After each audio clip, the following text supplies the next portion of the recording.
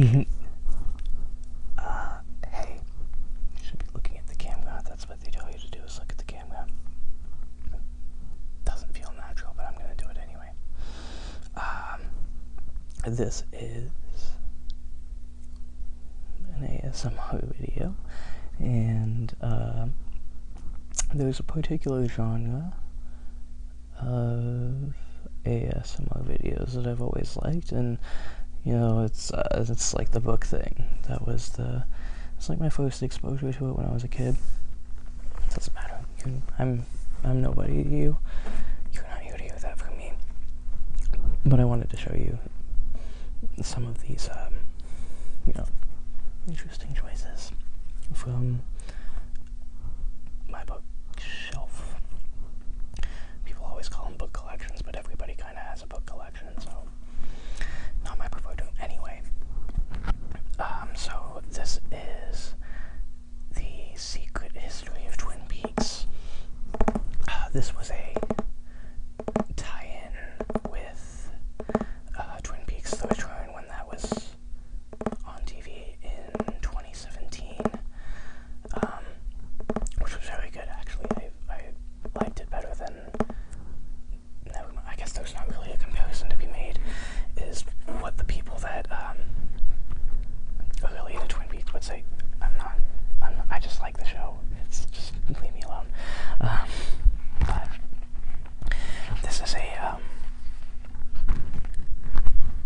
I'm never going to read through this whole thing, and I don't think I've read through any of it, but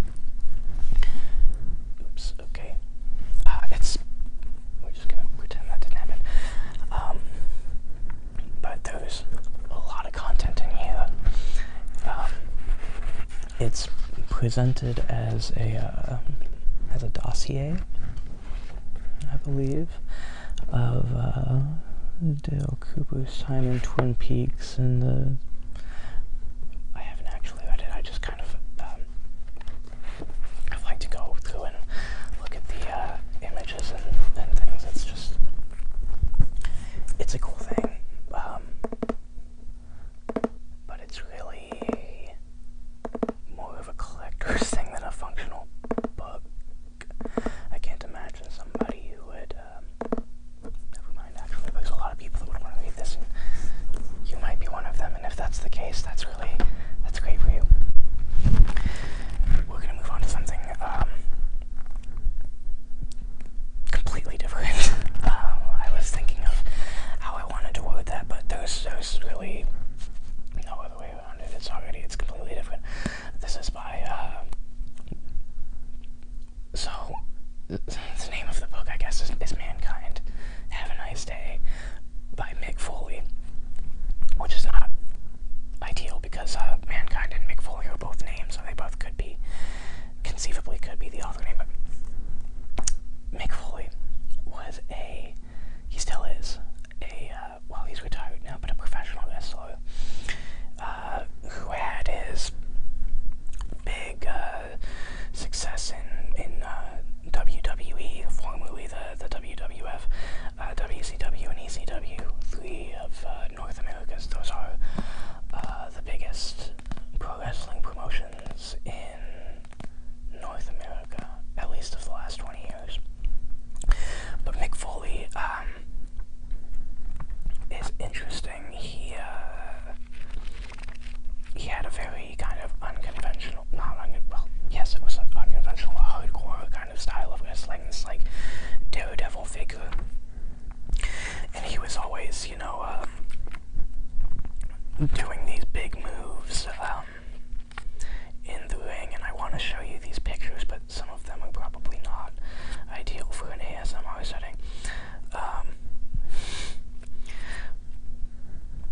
Oh, this is cute. Here he is with his, I think that's his daughter, who's involved in WWE now, I think in a creative capacity, maybe, I'm not actually sure, and this is him in his Mankind character. He had three major characters. This is him as Mankind. Most famously had a match with The Undertaker at Hell in a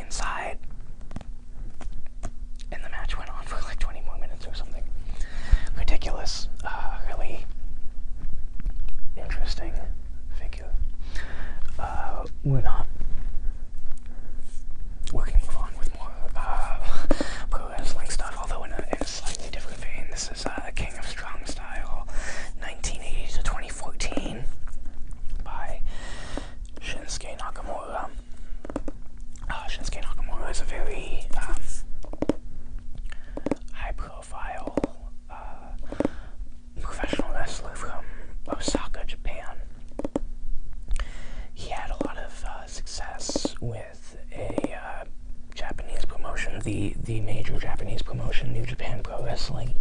He held the world title there, the IWGP Championship. And he didn't develop, but he helped expand upon this particular style of professional wrestling that's called strong style, which is characterized by legitimate striking or semi-legitimate striking, very hard strikes. And that was where he excelled. He had a big kick that he used as his finishing move. And I love these pro wrestling books. They always have these high gloss pictures, and he's a very fashionable man, as you can see. Very cute. And just a very kind of charismatic figure, very good character work from Shinsuke Nakamura. One of my all-time favorites. Completely different vein now.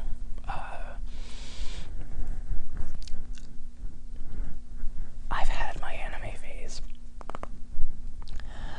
I had it a long time ago.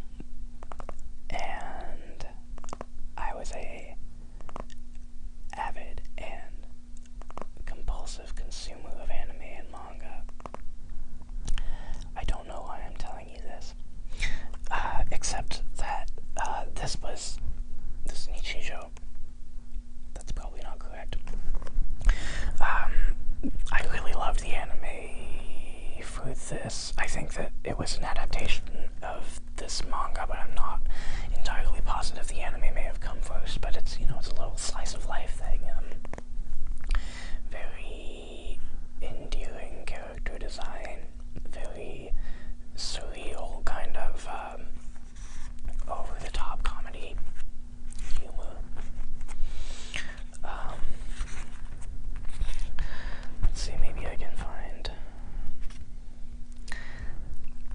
These are just kind of little vignettes of like school life, but they're not things that would actually happen in the real world. It's a dog. This would actually happen in the real world. I don't know why I said that. That was odd.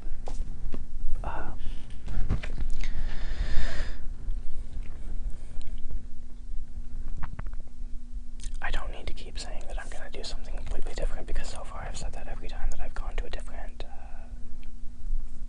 item. But this is very different from everything that we've seen so far, kind of. This is Kierkegaard for Beginners, which is this for beginner series. Is not really looked terribly highly upon by academics and people that are in the field of whatever the content of the book is. Not terribly well liked. Not taken terribly seriously. I think there's a little pomposity there a little bit, but they present these difficult subjects, like individuals or ideas or entire fields of study, and they make the ideas accessible in kind of this comic book format.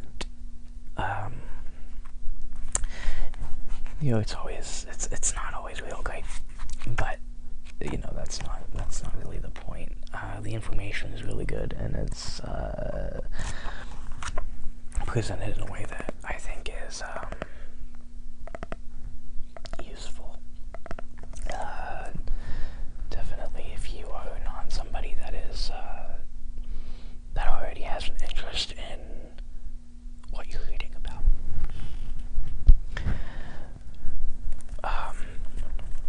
Here's a good one.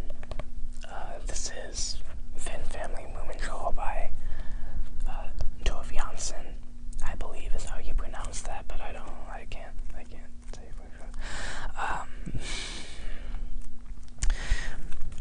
these are some of my favorites. I didn't read these as a child, and there was an animated series that was really popular out of Japan. That was an adaptation of these Moomin books, and it's very sweet. The character design is amazing. Just the imagination that Toby Hansen has, and this universe that she was able to develop, the Moomin Valley, as it were. I think they're really remarkable stories. Let's see. I'm gonna see if I can find, and I'm gonna do it one page at a time because I'm trying to pad the time of this video. By the way, I'm really sorry about this background thing. It's highly amateurish, and it doesn't actually matter. I'm not that beat up about it. I haven't been looking in the book, but I've been turning the pages anyway, and I hope that I didn't pass what I was looking for.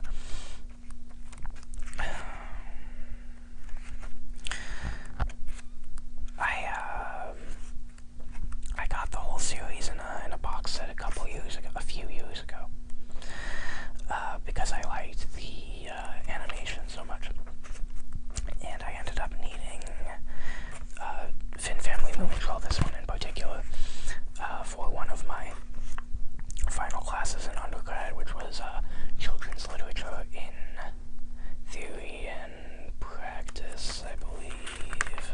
Oh, great. There's the Moomin Gallery.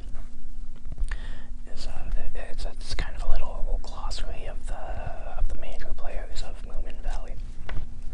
And the one that I wanted to show you was this boy right here. This is Snufkin. And Snufkin is the best friend of Moomin. He's like a traveling drifter kind of character, deeply contemptuous of private property and excess. He's a simple man, a simple boy. It's never really clear if he's a man or a boy.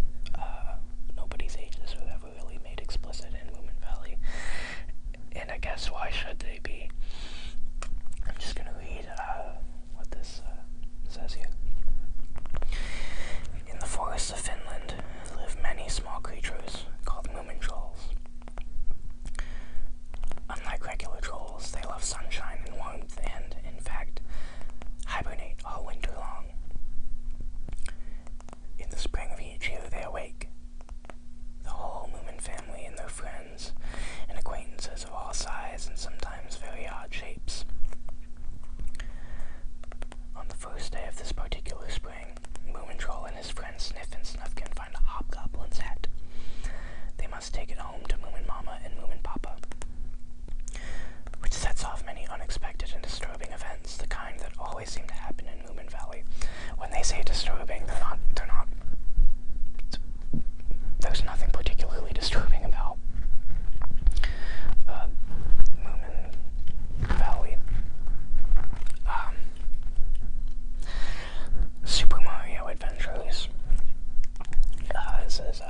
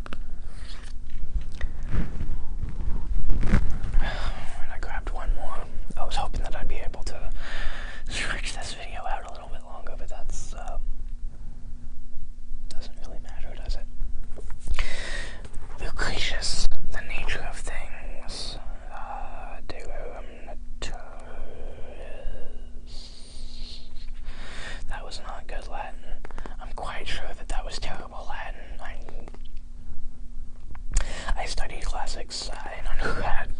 Jeez. And never took any Latin. Somehow got away with not taking Latin. So there you have it. But On the Nature of Things by Lucretius is a really interesting text. Functionally, this is an epic poem from ancient Rome that was composed as a philosophical treatise on the nature of everything, on the origin of everything, and the composition of everything in the universe, and it's presented in the form of an epic poem. So I think with the time left, I just want to read you from this first little block of text here from Book 1, Matter and Void. Life-stirring Venus, mother of Aeneas and of Rome, pleasure of men and gods, you make all things beneath the dome of sliding constellations teem. You throng the fruited earth and the ship-freighted sea, for every species comes to birth, conceived through you. It rises forth and gazes on the light. The winds flee from you, goddess. Your rival puts to flight the clouds of heaven. For you, the crafty earth contrives sweet flowers. For you, the oceans laugh, the skies grow peaceful after showers awash with light. For soon as morning wears the face of spring, and the west wind is free and freshens, warm and quickening. The airy tribe of birds, O Holy One, is first to start heralding your approach. Struck with your power through the heart, then beasts, the wild and tame alike, go romping over the lush pasture land, and swim across the river's headlong rush. So eagerly does each pant after you, so do they heed, caught in the chains of love, and follow you wherever you lead. All through the seas and mountains, torrents, leafy-roofed abodes of birds and greening meadows, your delicious yearning goads the breast of every creature, and you urge all things you find lustily to get new generations of their kind. Because alone you steer the nature of things upon its course, and nothing can arise without you on light's shining shores, and nothing glad or lovely can be fashioned. I invite you, goddess, stand beside me. Be my partner as I write the nature of things. These verses I am striving to set down. For Memmius, my friend, your favorite, whom you would crown with every honor and with everlasting accolades. More reason to endow my words with grace that never fades. And there you go.